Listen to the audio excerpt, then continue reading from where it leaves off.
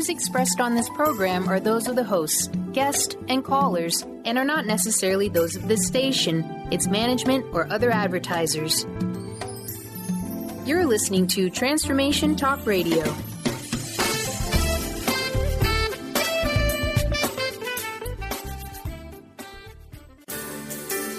On the cutting edge of the new mainstream, Christine Upchurch is passionate about bringing together science, psychology, and spirituality in a way that can be applied to our everyday lives for true transformation. The Christine Upchurch Show, stellar conversations to illuminate your journey, engages some of the most inspired visionaries on the planet in lighthearted, lively dialogue. Join us as we explore the expansive nature of reality in a down-to-earth way, offering you insights and tools, empowering you to become that bright light you're meant to be. Now, here's your host, Christine Upchurch. Hello, everybody. Welcome. I'm so glad you're joining us here today on the Christine Upchurch Show here on KKNW AM 1150 in the Seattle area. You might be listening on WBLQ AM 1230 radio in Connecticut, Rhode Island, or New York on one of the 35 stations in Australia, or anywhere around the world on Transformation Talk Radio. Or if you're not listening live, you might be listening in the archives on christine-upchurch.com. But wherever and whenever you're listening, I'm so glad you're joining us here. And I want to say hello to my better half here in the studio who does his magic so you can hear these wonderful conversations, Mr. Benny Mathers. Good morning, Benny. Hi there. Good day, Christine. I'm doing very well. Thank you for asking. And you look spry as always. Oh, thank you. Thank you. You know, whether I sleep or not. I don't know how you pull it off, but you do just fine. Thank goodness for makeup. Let's put it that way. You don't need it. And, you know, it's funny because we talk about all sorts of subjects on this program, and our goal is to help you on your journey. And I know for each and every one of us on our journeys, we come up with goals. We're goal-setting kind of people. We're in a goal-setting culture. And yet oftentimes we don't achieve our goals, and we are going to be talking about manifestation of our goals and aspects of that from a different angle than you're used to looking at. Today we're going to be talking to Matthew Ferry. He is, let's tell you what he's not first. He's not your typical author. He's not your typical speaker. He's not your typical coach. What he is a revealer, an illuminator, an awakener whose point of view creates instant transformation in people's lives. He's a global thought leader in personal transformation, and he's known for his unorthodox approach, which is one of the things I appreciate about him. He's an author of powerful books and life-changing training programs, including The Mental Journey to Millions, Ridiculous Bliss, I like that, and Transforming Fear into Action. I'd like to welcome our guest today, Matthew Ferry. Hi, Matthew. Hello, Christine. Thank you for having me. Hello, Benny. And, you know, it's Benny stepped out for a moment here. He's multitasking as he normally does. You know, Matthew, so many of us want to manifest all sorts of things in our lives. And so what we often do is we come up with goals. And you've got a slightly different kind of perspective about it. But what do people typically do when they decide they want to create something in their lives? Well, I think first of all of us are creators. We think, oh, I want to have a house, I want to get a car, I want to start a family, I want to get better at my job, I want to take it to the next level. Uh-huh. So we naturally say, okay, here's the new thing that I'm going after. We stick a target out there, and then we start pushing for it. Right. And I'd say, most of the time, people are able to accomplish the relatively easy ones, but the big ones seem to be a big challenge. And I don't know about you, but it seems like we get addicted to setting the big ones. Right. Oh yeah. And we focus on our imagination that end goal and the really big stuff. So what's wrong with taking that approach? I don't think there's anything wrong with it, but here's what I've noticed over the years. My objective is to assist people in getting into a quiet mind state. And when their mind goes quiet and their imagination is free, they're able to set goals that are actually in line with who they are. But you know what, Christine, when I meet people, they're often in this place where they think, if I achieve this goal, then I'm finally going to be happy, and I'm finally going to be satisfied, and I'm finally going to feel vindicated because I told people this is what I want. I'll be happy when, fill in the blank, yes. That's right.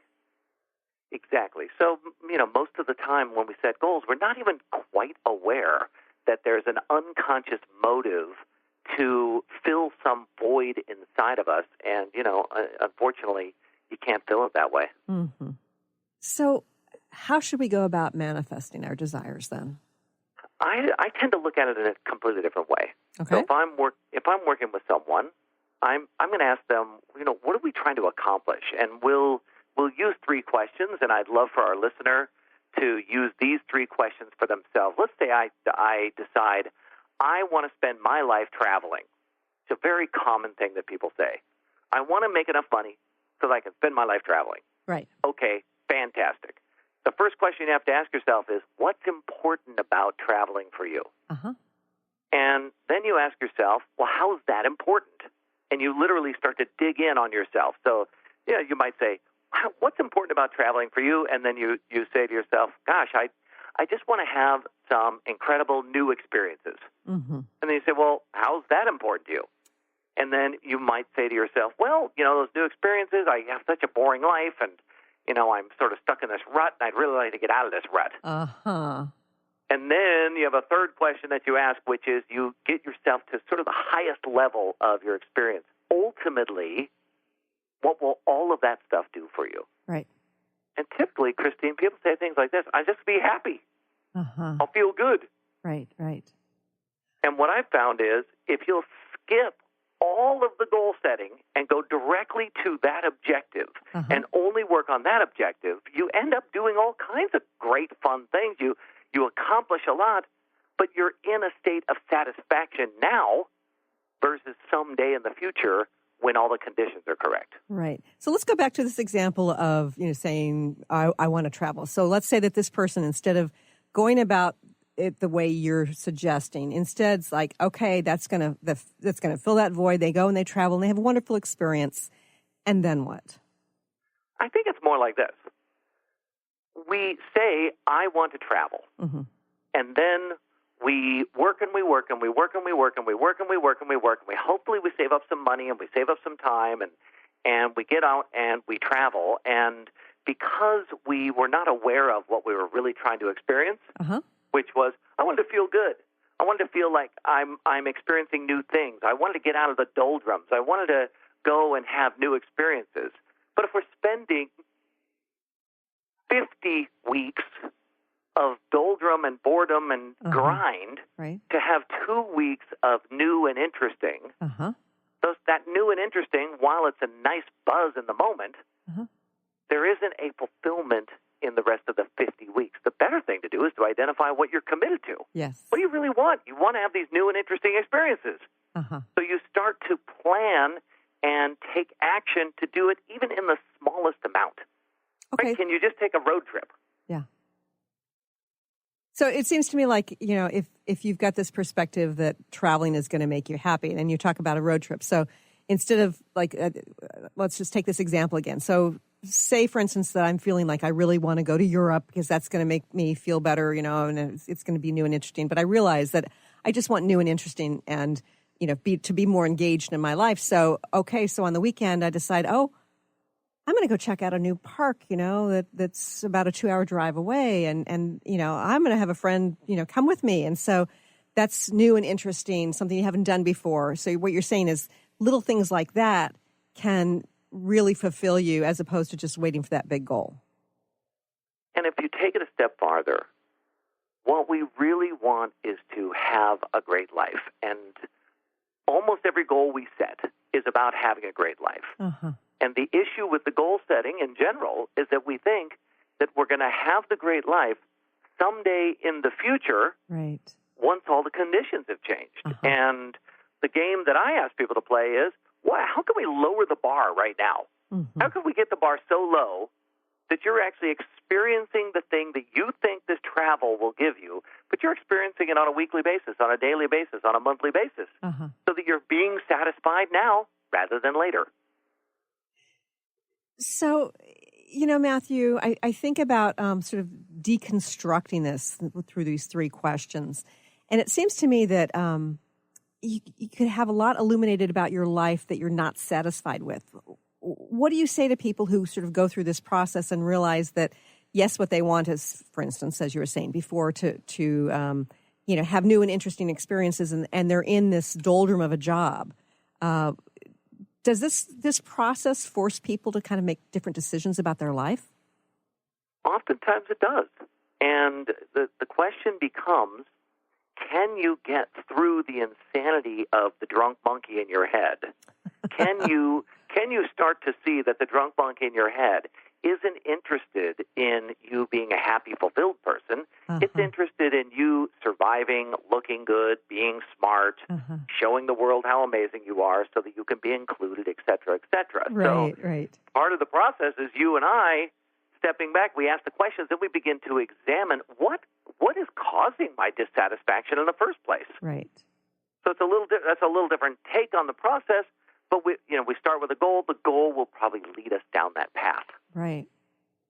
Okay, so tell me a little bit more about the drunk monkey, because I think that many of us don't recognize that we have a very active drunk monkey within us. Well, the drunk monkey is a little nickname that I made up for my mind, I don't know, 25 years ago or something like that. And I remember one of my teachers saying, your mind is like a monkey. And I thought, ooh, monkey mind, that's cool, right? Very Eastern. Right. But back then I was young and I was partying like crazy, and I thought, you know what, my mind's not like a normal monkey. My mind is a wasted, drunk, obnoxious monkey. And I started calling it the drunk monkey in my head, and it's not grammatically correct, but it's stuck. Right. And now it's sort of synonymous with the work that I do. But the drunk monkey is really just the negative self-talk in our head, and it's the chatter about, it shouldn't be this way, and why are they doing that, and how come I'm not getting what I want, and it's the antagonizing voice in our head, it's the judgment of other people, and ultimately it's biological. This is the thing that people don't realize. It's just biology. In what way? Meaning its job is like the CIA of your body. So over time, but the idea of self-talk is nothing more than your body trying to assess what's going on out there in the world and then guide the body in a particular direction away from pain and towards pleasure. So whereas a dog might go over and gobble something up, we will look at the thing and have a conversation with ourselves about it. Right. So it's part of our survival system. The talking in your head is not relevant, it's not important, it's not even valuable. And when you learn to see it for what it is, all of a sudden, the motivation for it to talk begins to diminish. Your mind goes quiet, your creativity explodes, your resourcefulness is incredible. It's a very amazing state. I love this. We have to go to a quick break, but when we return, Matthew, I'm going to want you to talk about the steps we can take to quiet that drunk monkey and become more empowered to live happier, more fulfilled lives. More with Matthew Ferry here in just a few moments.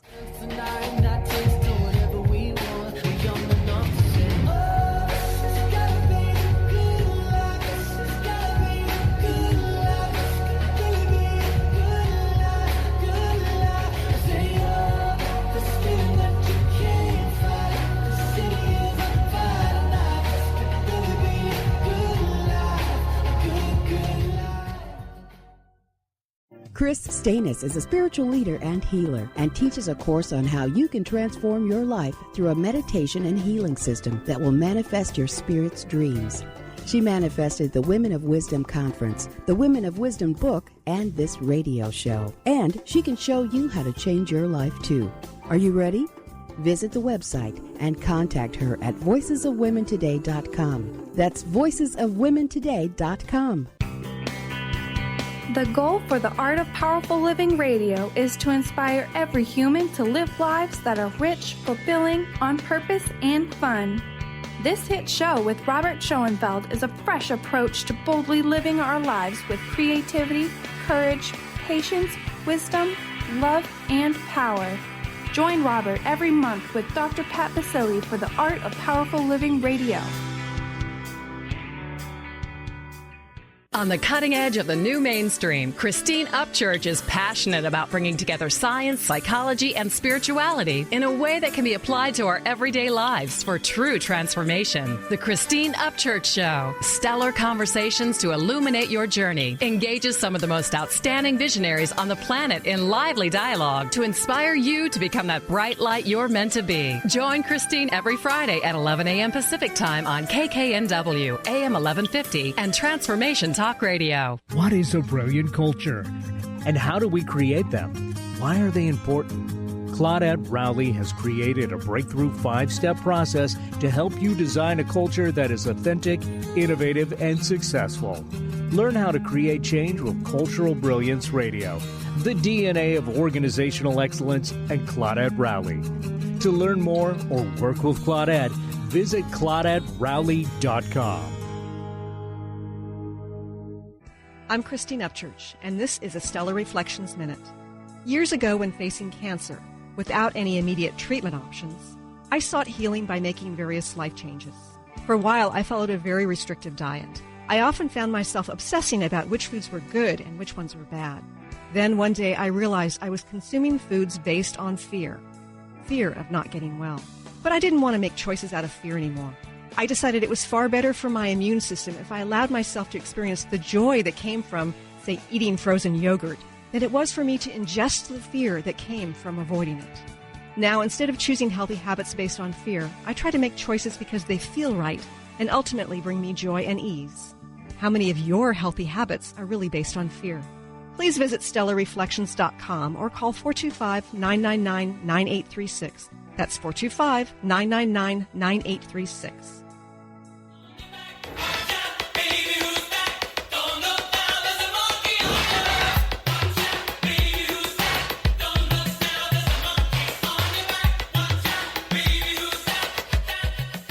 Welcome back to the Christine Upchurch Show here on KKNW and Transformation Talk Radio.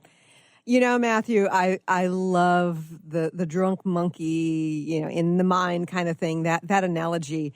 And it sort of, it helps a person to engage differently with that chatter and that mind chatter that just wants to control, wants to impress, wants to judge, and wants to not be judged kind of thing. So how do we step out of that and develop empowering goals for ourselves?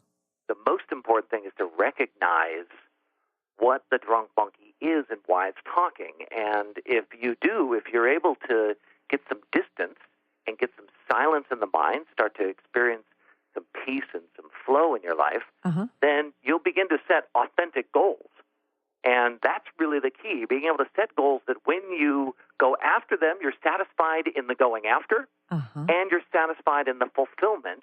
Ooh. And once they're complete, you think to yourself, boy, that was fun. Now what? Right. Rather than, oh, God, okay, well, now I have the car and I'm bored with it, which is how most people experience their goals. So I love that, Matthew. I want you to repeat that again about how the satisfaction has to occur at 3 different times. Can you just repeat that? Because it's really important. No problem. So it's like this. We quiet our minds by understanding the mechanism of the drunk monkey, the actual functionality. Then, when we set goals, we're able to set goals that are authentic. We actually want them. They really do fulfill us. And then what happens is we're fulfilled in the going after, the achieving part. We're fulfilled when it happens. And then at the completion, we say, gosh, that was really fun. Now what? We're satisfied and we're eager for more versus the normal thing, which is I go after it and I'm annoyed the whole time. I don't have it. What's wrong with me? Am I ever going to get it? And then all of a sudden I get it. I'm like, oh, yay, I have it. It's like a burst of energy. Right. And then there's okay, now what? Kind of like sugar, sugar high and then a low. Exactly right. Yeah. So the game is to become aware of the mechanism of the drunk monkey, and in doing so, you then gain some control over the thinking in your head, and you aren't antagonized by it. So, Matthew, I think that what you're saying about it's important for us to be satisfied with the going after. What is it telling us if we aren't satisfied with, our process towards a goal?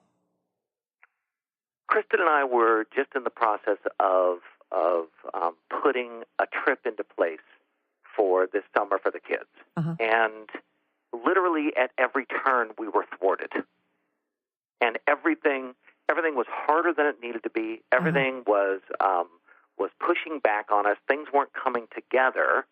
And in the past, I know for myself, I would have like doubled my efforts, pushed even harder, forced it to happen, done everything I could to turn my life into the reality that I want, which is what the status quo goal-setting process or goal achievement process is. And in the end, in the past, what would happen is I would literally go into an incredible state of annoyance and agitation and anger, and I would ruin my experience for weeks on end. Sure.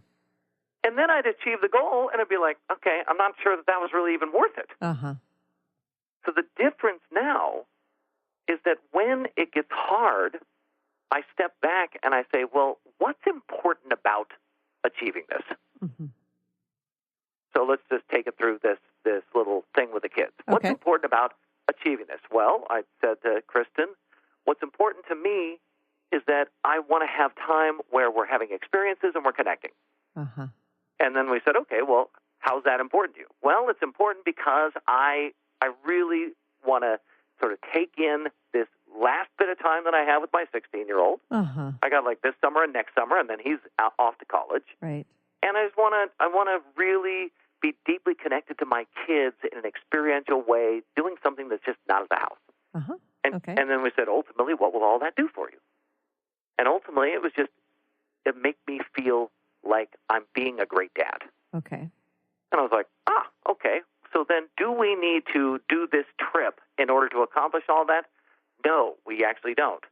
What could we do instead that would be more effortless, more graceful, easier to pull off, easier to manage? And all of a sudden, a whole new world of possibilities opened up, and everything just started falling right into place. Interesting. So what fell into place, if you don't mind my asking? Because I think that we learn from our other people's examples. So we decided, you know what? We're not leaving anywhere. We're not driving anywhere. We're not going to book, a hotel. We're not going to book it. We're going to do a staycation. We're going to enjoy all of these things. We started going and looking at all the different things that we can enjoy right around here. And next thing you know, we've got actually too many activities to fill the days that we want to fill. Like we have more stuff to do, more fun things to do than we even have time to do, which is a terrific place to be. And I think about sort of the psychology of this. It's like you got to a place where you stopped the resisting, and of course, the typically I find that whenever I'm pushing against something, it's not meant to be. And as you were saying yourself, and then you got to a place of sort of focusing on what you're really after. And then you came to this place of being more relaxed and going with the flow, which of course is going to help you to connect with your children even more. Exactly. Yeah. And it won't, and it's sort of like this. My mind went quiet because now I got connected to what it was that I was actually trying to accomplish. I just want to be, I want to be a good dad who puts fun things together and connects with his kids. That's it. Right. So do we all need to get on a plane and go somewhere to have that happen? No. Do I want to stay at home all day? I don't want to do that either because they'll end up playing video games all day long.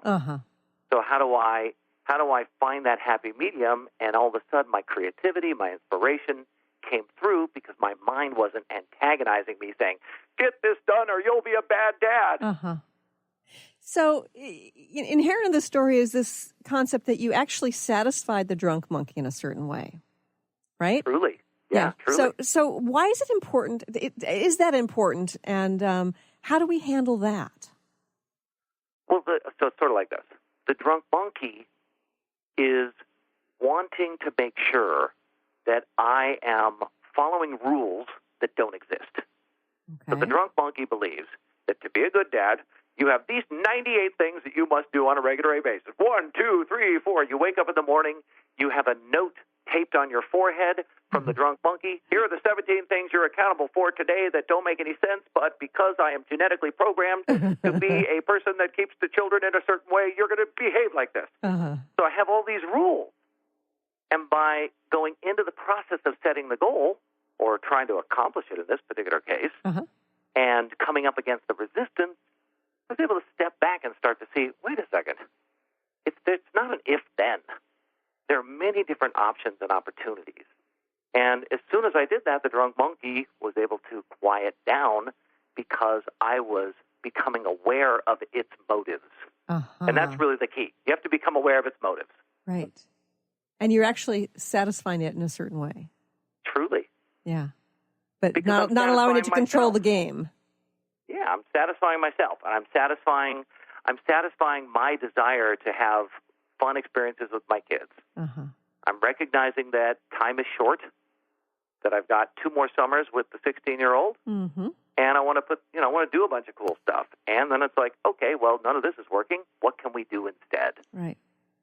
Yeah, that makes so much sense. And I also think in terms of, I've got a 17-year-old who's between his junior and senior year of high school, and he's not wanting to go on these long trips anymore because it means he has to be away from his friends more.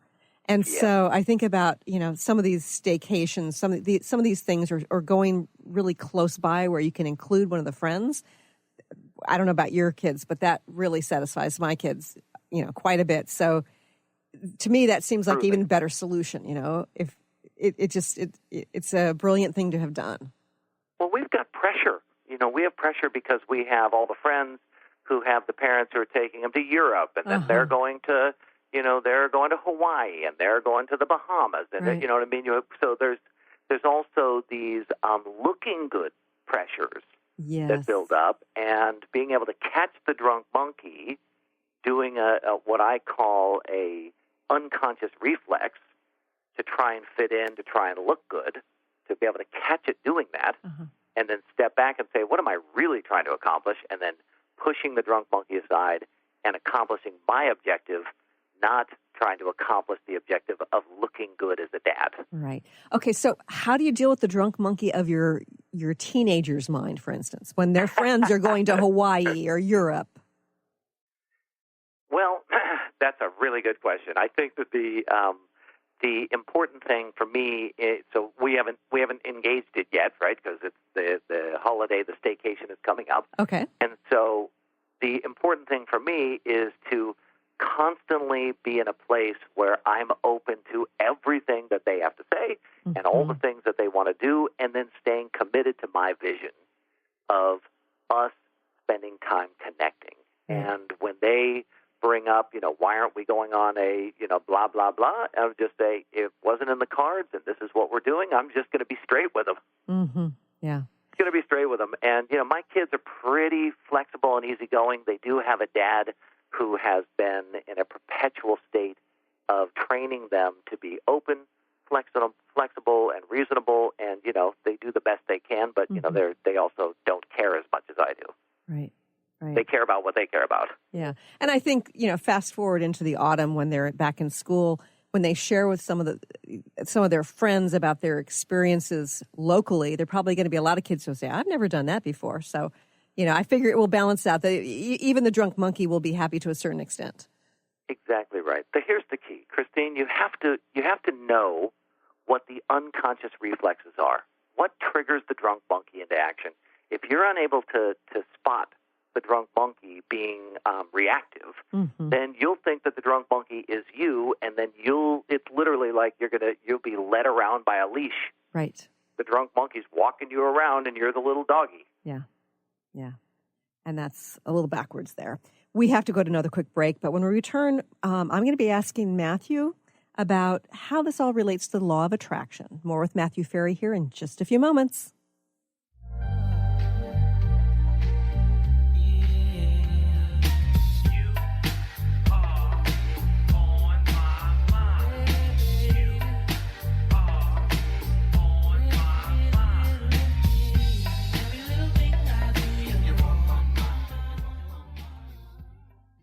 How would you like increased health and vitality? How would you like to avoid the onset of disease as well as slow the aging process? This is all possible through a simple, safe, and natural process. Every day we are either moving toward wellness or away from wellness. Hi, I'm Mary Jane Mack. I'd like to be your partner in achieving optimal health. Contact me now at maryjanemack.com or call 425-392-0659. Visit maryjanemack.com.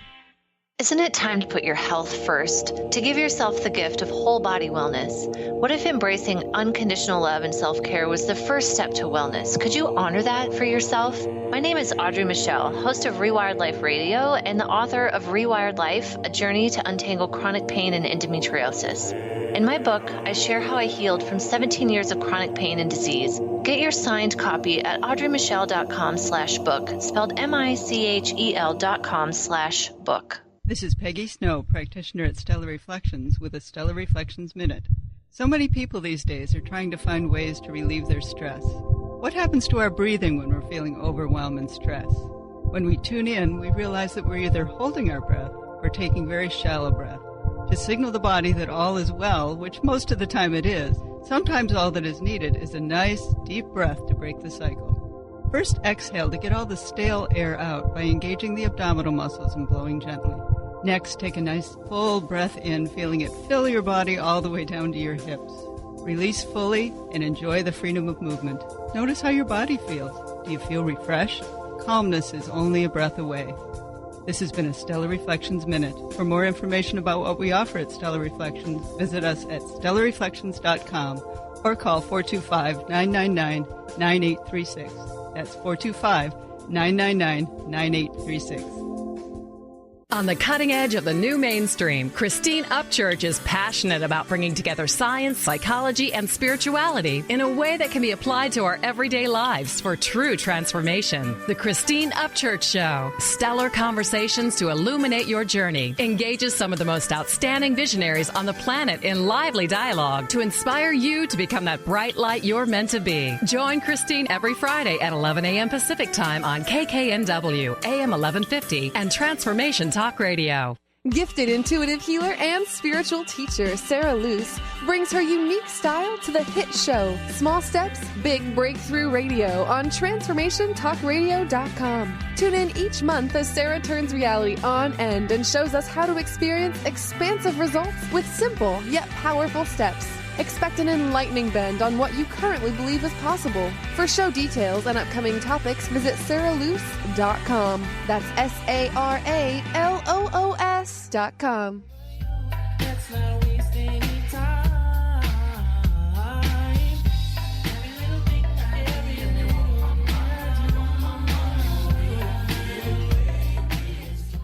Welcome back to the Christine Upchurch Show here on KKNW, WBLQ, and Transformation Talk Radio.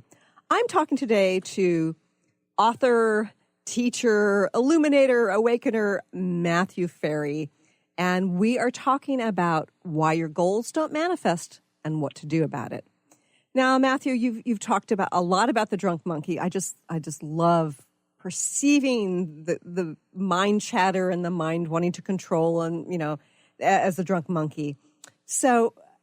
And you also talk about sort of getting to the heart of what it is we truly want. How does this relate to the law of attraction?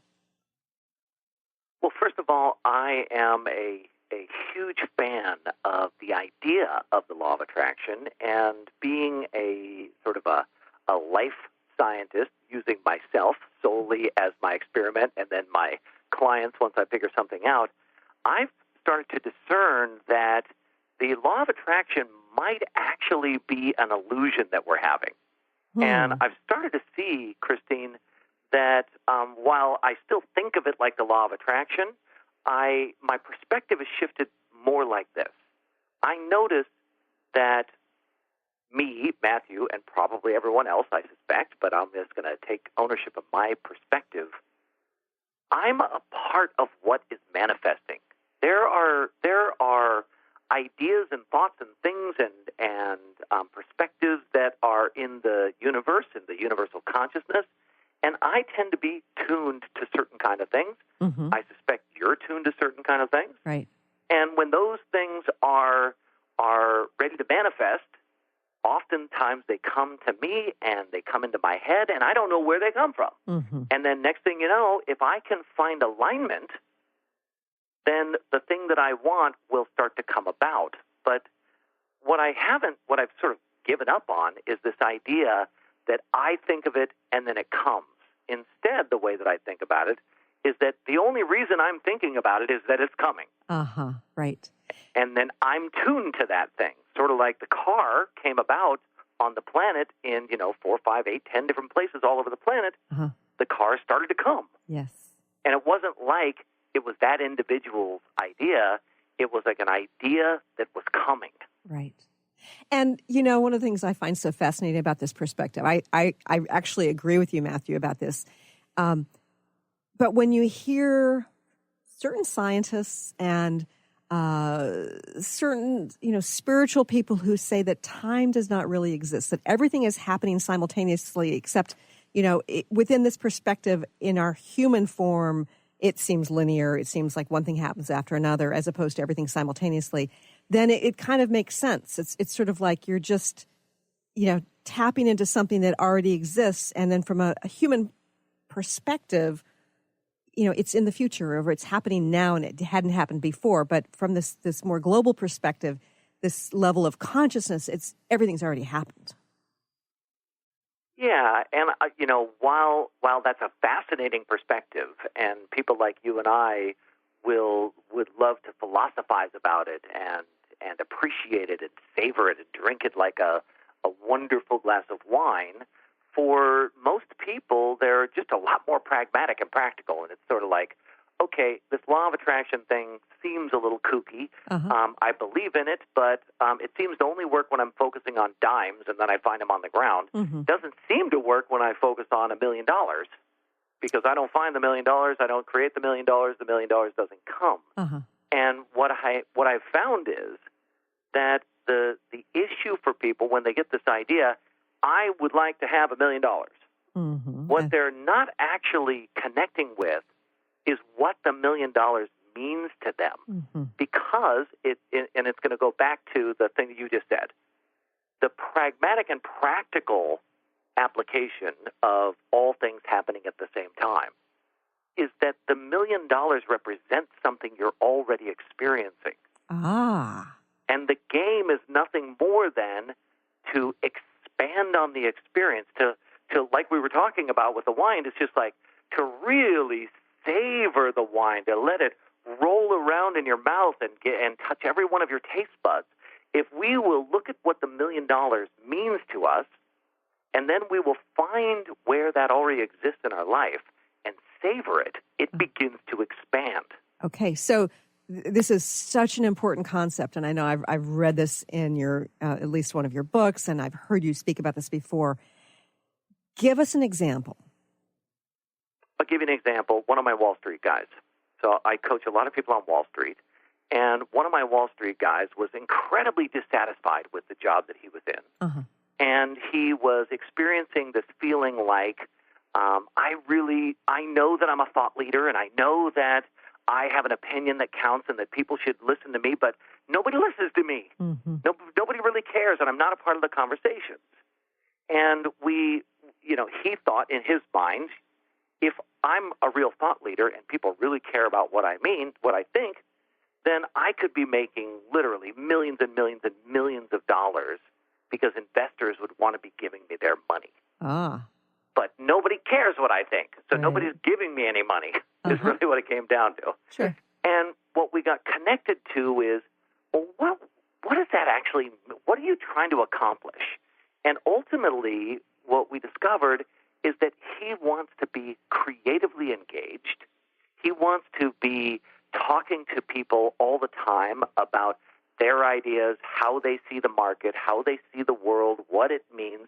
He wants to be connected to people, and he also wants to be to have people regard him well, right? So he wants people to be like, "We think you're amazing," and in his mind, "We think you're amazing" is, here's all of our money you invested for us. That's the meaning that he had created. Right. And what we got connected to was, how do we right now start to experience deeper connections with people, more conversations about what they think about the market and where it's going. And what we discovered, Christine, is that this guy spent all of his time trying to prove to people how smart he was. Ah. And I don't know if you've ever been around someone like that, but they're pretty annoying. Yes, they're pretty are. annoying.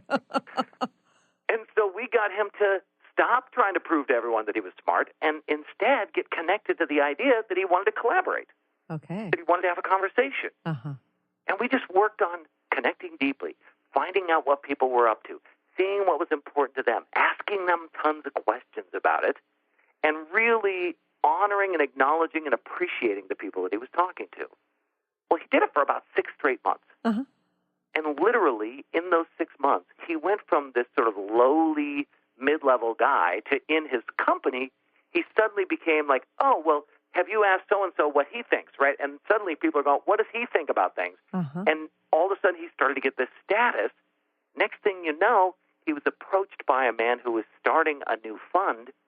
That was 5 years ago. Uh-huh. Today, he's probably making 30 times as much money as he was back then. Wow. He is thought of as a thought leader in the industry, Uh-huh. and the entire thing started by getting connected to what does he really want?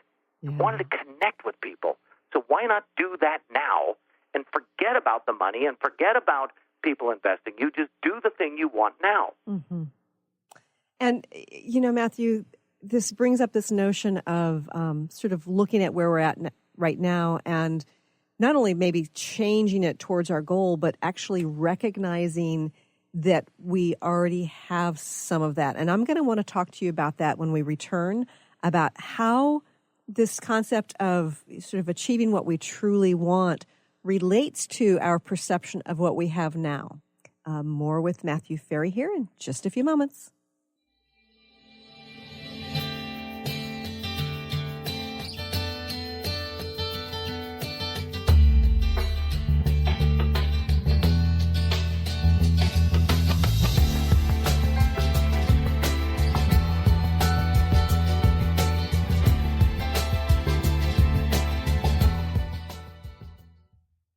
Did you know what you learned in school was wrong, and there is actually a 4th phase of water beyond liquid, vapor, and ice?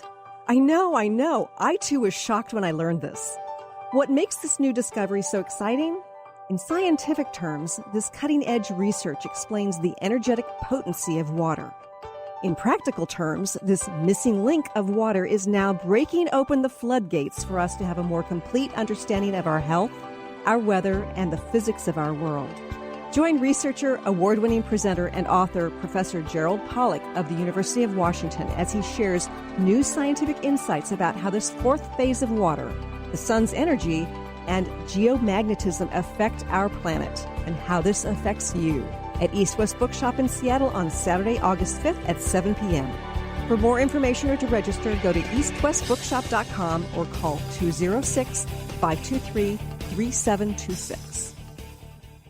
Calling all moms, it's time to awaken your vibrant, intuitive, loving self in every area of your life. Join host Debbie Pokornik as she shares thoughts, stories, and tools to help you stand in your power. Listen to Vibrant, Powerful Moms helping everyday women create extraordinary lives. Mondays at 2:30 Pacific, 5:30 Eastern. For more information about Debbie, visit empoweringenergy.com. That's empowering with letters NRG.com. Have you been seeing numbers like 111 and 222 everywhere you go? Do you feel that the universe may be trying to get your attention, perhaps offering a message of some sort? As it turns out, numerical patterns and certain types of geometry form the very fabric of our reality, from cells under a microscope to the astronomy of our night sky. At Stellar Reflections, we offer special sessions which tap into these patterns, designed specifically to support you on your journey. The 111 and 222 activations are sessions activating new patterns in your energy field, which in turn can help you create new patterns in your life. After just one session with a practitioner, either in person or via distance, clients report gaining greater clarity, becoming more intuitive, and honoring their inner truth as they move forward in their lives. Curious about what these transformational sessions might do for you? Call 425-999-9836 or visit stellarreflections.com. That's stellarreflections.com. Is traditional medicine not working for you? Do you still feel as if your health isn't 100%? Here at the Holistic Medical Center, Dr. Nushin Darvish and the qualified staff look through the dimensions of wellness and start a healing plan prioritized to your needs. Our physicians assess the whole you until complete health is achieved. Get the help you need by visiting drdarvish.com or call 425-451-0404.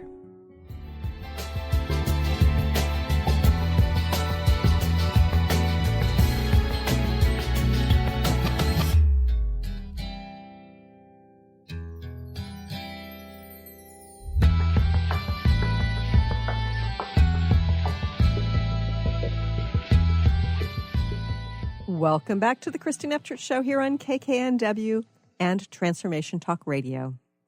You know, Matthew, this hour was flying by, and I want to make sure our listeners know how they can connect with you. What's your website and social media and that sort of thing? MatthewFerry.com, MatthewFerry.com. And if they go there, there's a really cool little download that they can get called 7 Steps to Happiness and Success. Great, yeah. And there are plenty of videos that you do as well that are fabulous. And I think I connected with you on Facebook first, and it's like I watched one of your videos and I was enthralled, and I thought, you know, this guy really understands this, you know, about really the law of attraction, the way I perceive it. And it's not the way, you know, a lot of other people perceive it or teach it. And so that's one of the reasons why it's like, I got to get this guy on the show. Well, I'm glad that we are connected in that way, and I hope that our listeners can get out there and connect with me as well. Yes. Now, you talk about expanding upon an experience that you're already having, and you touched upon it a little bit, but can you sort of expand upon that idea for our listeners? Because I think it's a really important one. No problem. Let's go back to my client. Here he was feeling alone, feeling like nobody included him, and he didn't realize that he was being a know-it-all and trying to prove that he was good enough and prove that he was valuable enough to be in conversations. And we flipped it on the ear, and all he really wanted to do was connect deeply with people. Uh-huh. And he wanted to be engaged in banter and brainstorm and talk about markets, and he wanted to be well-regarded. And what I said to him was, you get what you put out. Mm-hmm. So if you are teaching or treating other people with regard, it's only natural that it's going to come back to you, but get out there and just start asking questions and stop telling people what you think and start finding out what they think and watch what happens. And he just embraced this idea of experiencing what he thought it was going to be like when he was rich and famous and wealthy and powerful. He thought, you know, banter and engagement with all kinds of people, but you can do it now. Whatever it is that you get this idea, I want to achieve this goal, or this is the future that I would like to create, that is actually happening in your life right now. All you have to do is start to expand on it and do it more. Mm-hmm. So do you find that sometimes when people have set goals and they go through these 3 questions that you have them ask themselves, that they're already experiencing what they want? 99% of the time you can find the thing that you think the goal will give you in your life. Mm-hmm. You'll discover when you ask the question, ultimately, what will all of this do for you? When you ask that question, it typically comes down to, I'll be happy, I'll be fulfilled, I'll be satisfied, I'll have more enjoyment, I'll have more adventure, I'll have more fun. Uh-huh. And you have a lot of stuff that's already creating that for you. But what happens with the mind is this. Like, I have a client, for example, whose job is to solve problems. That's what he does at his company. And what I found is that his problem-solving mindset puts him in a state of dissatisfaction all the time because he sets a new goal. Uh-huh. And because he has the new goal, he thinks, since I don't have the goal now, everything is wrong. Okay. And I try and help him on a regular basis shift around. Your life is already good now. We get focused on, we do something called GEMS, gratitudes, experiences, and manifestations. Get focused on your GEMS because the goal doesn't mean that today is wrong. Uh-huh. Wanting the goal does not prove that today is bad. Yeah. So let's talk a little bit more about the purpose of gratitude. I think that it's incredibly valuable. The mind is addicted to what's wrong. Mm-hmm. The mind's job, its actual biological function, is to seek out the things that might harm you or hurt you and move you away from them, and seek out the things that will be more pleasurable and give you life, or really, if you're being honest, fulfill your genetic potential is actually the positive things that the mind is going after. Uh-huh. The mind is not really focused on creativity. It's not focused on satisfaction. It's not focused on appreciation and love and gratitude. Yet, when you focus on those things, the mind starts to go quiet. And to me, that's one of the greatest benefits of using gratitude in your life, is that your mind goes quiet and your creativity and your resourcefulness explode. Mm-hmm. And it seems like through gratitude, you can also be focusing on what you have within that sort of on some level fits with that goal that you're hoping to reach. And so you've got the ability then to expand upon it. Yeah, anything other than happiness and peace is just a state of mind. Ah. And your mind is not a place where peace, joy, satisfaction, and fulfillment are going to exist.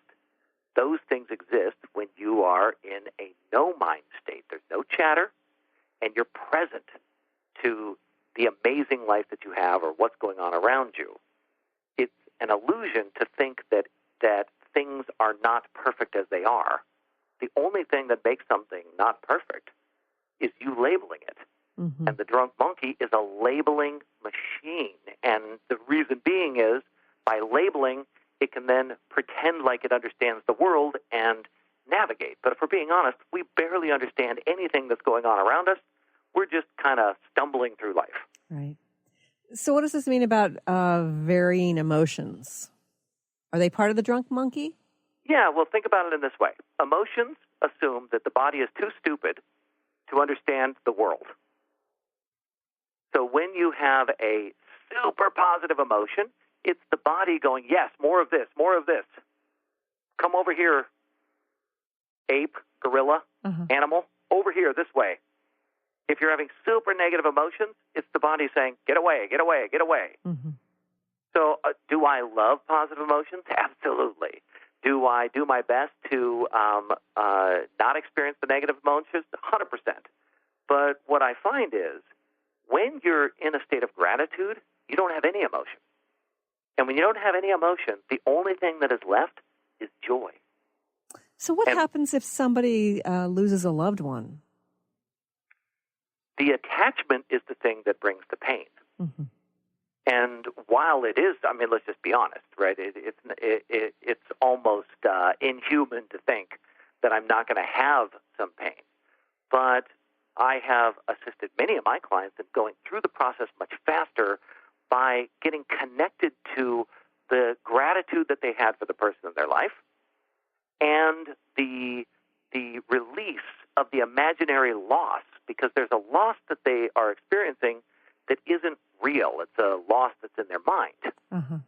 And when they're able to step back and go, wait a second, the mind is literally exaggerating a negative future. I don't know if you noticed this, but the drunk monkey literally believes that it's psychic and that it can predict the future. I don't know if you noticed that or not. Yeah, and it's really negative psychic, too. It is a really negative psychic. In fact, there was a Harvard study done where they had an iPhone app created and people reported what they were thinking as they were doing different activities, and there was like hundreds of thousands of people reporting. And the scientists actually had an epiphany that they didn't think they were going to have, which is that when the mind is idle, it defaults to the negative.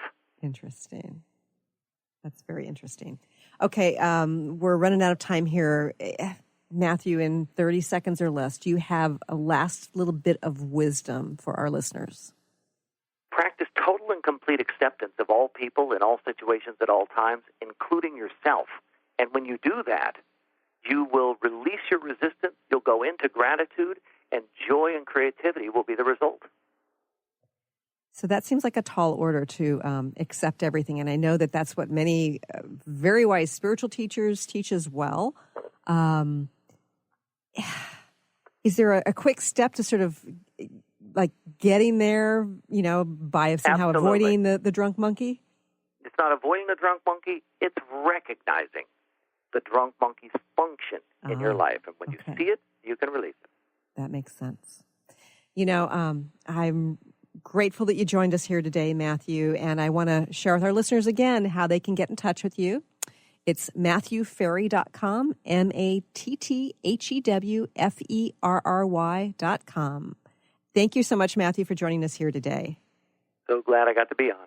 And I thank you for joining us here today. And if you're interested in learning more about what it is I do, if you want to read my blogs, want to listen to shows in my archives, go to ChristineUpchurch.com, and you can also find me on Facebook in a couple of different places, Christine Upchurch with no middle name in there, as well as the Christine Upchurch Show. I thank you for joining us here today. Bye. You've been listening to the Christine Upchurch Show, stellar conversations to illuminate your journey. Each week, this show engages some of the most outstanding visionaries on the planet in lively dialogue to inspire you to become that bright light you're meant to be. Join Christine every Friday at 11 a.m. Pacific Time on KKNW, AM 1150, and TransformationTalkRadio.com. For more information about the transformative healing work of Christine, visit www.stellarreflections.com. And for weekly topics, visit www.transformationtalkradio.com.